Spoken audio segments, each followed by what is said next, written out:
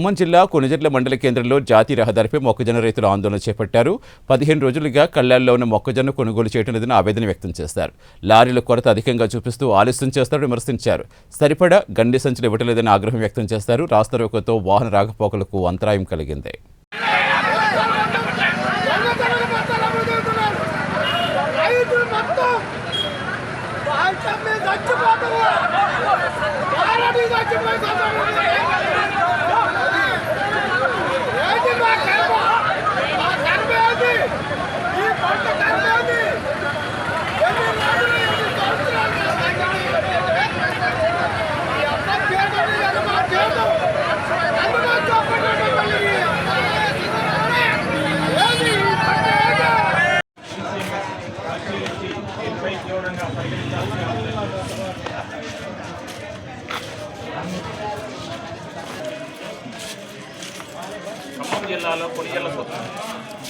ఖమ్మం జిల్లాలో గోపారం సొసైటీ పెద్ద సొసైటీ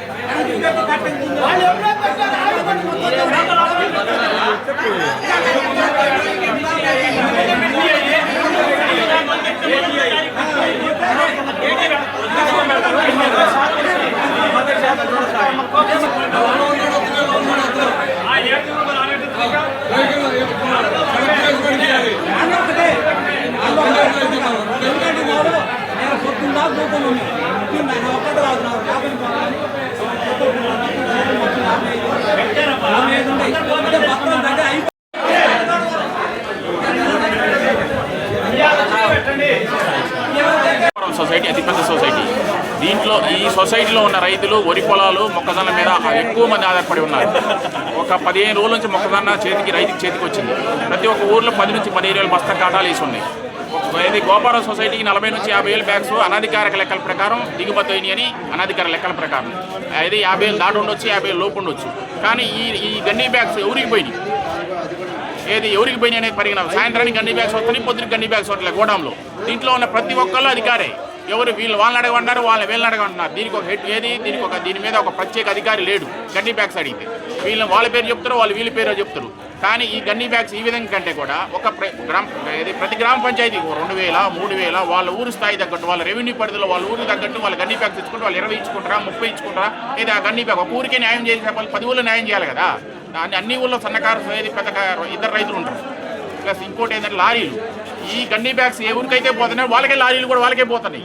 ఈ చిన్నకారు సన్నకారు ఏ విధంగా ఇది ఇక్కడ ఉన్న వాళ్ళు ఇక్కడే ఉన్నారు కింద వాళ్ళకి న్యాయం జరగాలని పూర్తిగా లారీలు గన్నీ బ్యాగ్స్ అందేలా చూడాలని కలెక్టర్ గారిని కానీ డీసీఎంఎస్ గారిని